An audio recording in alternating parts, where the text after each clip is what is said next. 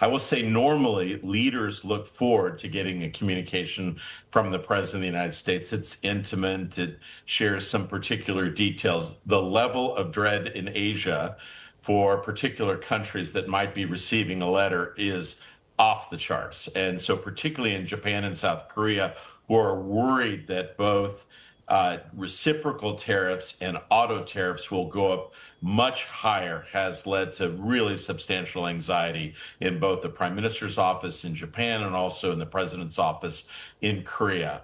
I think it's fair to say, I like very much in your previous discussion, are these sort of statements on the back of a napkin? Are they interim approaches? Are they more formal frameworks that will lead to something more binding? The truth is no one really knows, and that what we've seen to date with the agreements in Vietnam and Europe, in England, we're finding that some of the details that have to be worked out are very substantial indeed. So everyone's waiting to see what is in their letter and who gets them.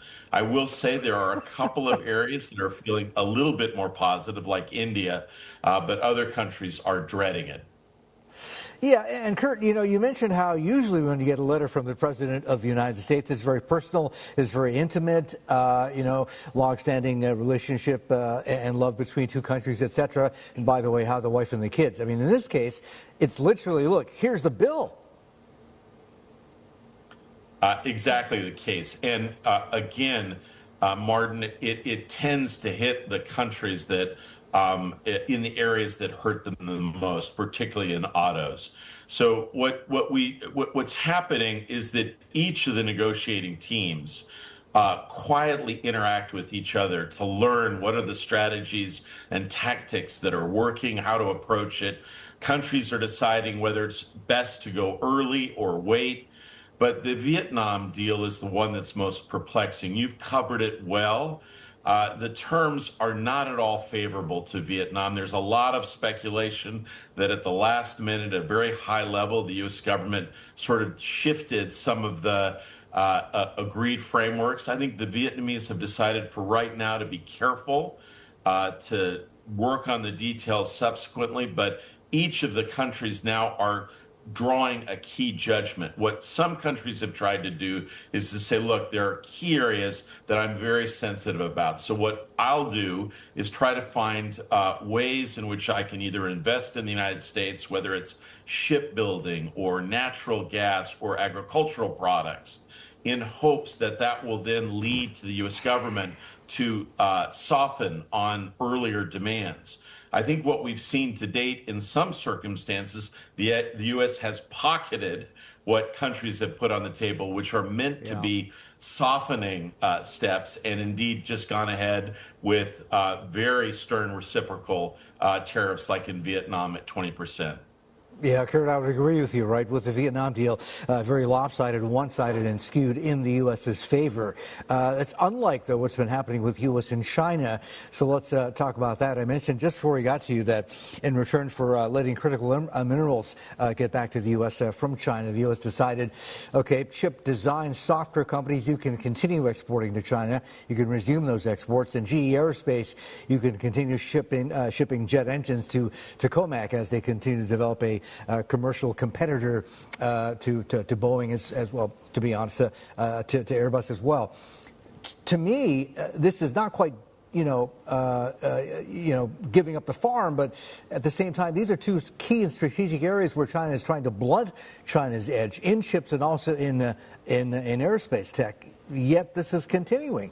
Is that a fair trade? Martin, I think you put your finger on it. These are substantial, gigantic concessions in certain elements of design, particularly in AI and some of our most cutting-edge technology in jet engines. These are things that, frankly, previous administrations have been very careful to try to protect and husband those capabilities.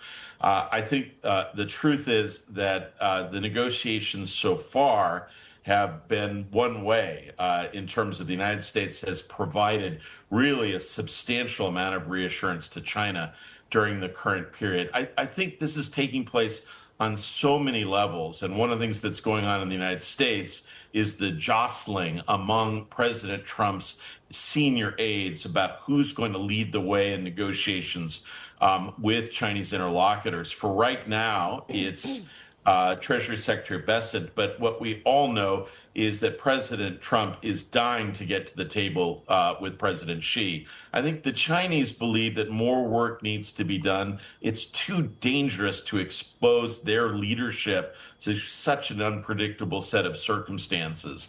What China has tried to do in reciprocating to what President Trump has put on the table is taking steps on some precursors associated with fentanyl. Those are important, but they really can't be compared with what we have essentially offered to Chinese interlocutors.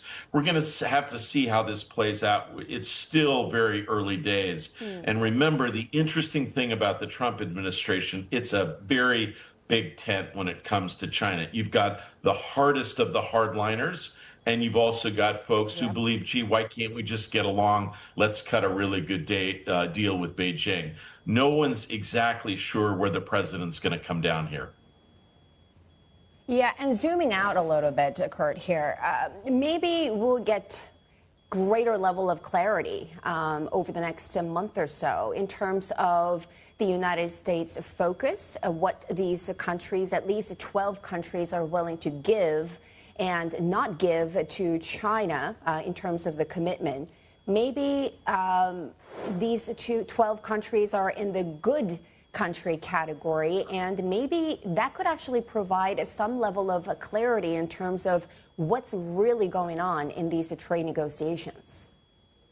Well, look, Sherry, I would just say this, that, each of the negotiations has a character that's different.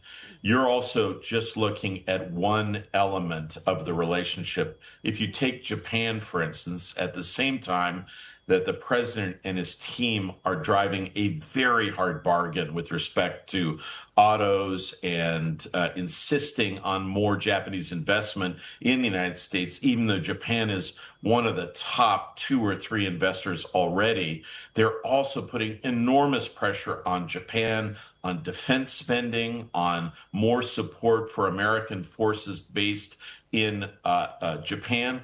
I would say at a general level, this is just not how we've traditionally treated an ally. And so right now, the country that's in the worst shape is Japan. I think there is at least a greater sense of the path ahead with respect to the United States and China. But I think part of that is because of how effectively China has wielded the scalpel with both critical minerals and magnets, signaling with just a couple of careful moves, they can basically bring American manufacturing and high technology to a screeching halt. And I think we're going to have to see the direction ahead. Both countries are realizing that we are deeply interdependent, and it's harder to unwind interdependence than anyone thought a few years ago.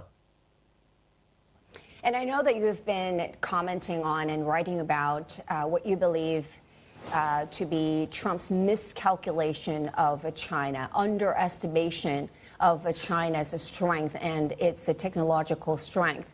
Perhaps, do you think that is the reason why the Trump administration's tariff warfare or strategy keeps on evolving, that we get a deadline, we get these tariff levels, and then we get a pause, new levels, and letters to 12 countries, but what's happening with other countries and so on? Chair, I just got back from a wonderful trip through Asia. I was traveling with a colleague, Matt Pottinger, who had served in the previous Trump administration. Our mission was to try to explain both to boardrooms and to corridors of power across Asia how to interpret what's going on in the United States. I think the hardest thing that I can try to communicate to your viewers is that while there's constantly a desire to find a hidden strategy that somehow animates what is taking place, my own best judgment is a lot of this is quite tactical, animated by immediate concerns. I will tell you, I think everyone believes that the president was quite upset by this moniker that was applied to him, Taco. Somehow that the president didn't follow through in certain circumstances. That may have influenced him in both Iran and a variety of circumstances on the trade side.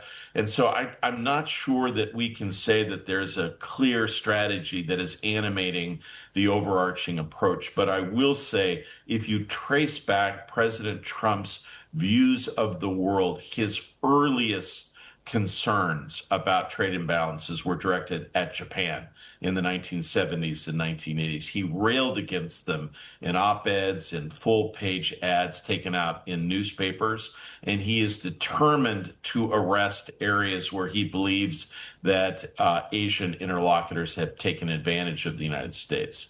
But that is also mixed with a desire for President Trump to have a good relationship with President Xi. So it is a complex brew. It is a mix. I will say, you watch Chinese interlocutors, they're playing it very carefully. They're careful not to go out and criticize, not a lot of commentating about the nature of what's going on. They are withholding judgment on a number of steps. I will say the one thing we've heard behind the scenes from Chinese interlocutors, they are concerned by some steps that the United States has sought to take on transshipments, which are really designed to limit the ability of China to use second countries as jump-off points to penetrate the United States. The Chinese are concerned by that. They want more details, and they're going to track that closely in any upcoming negotiations.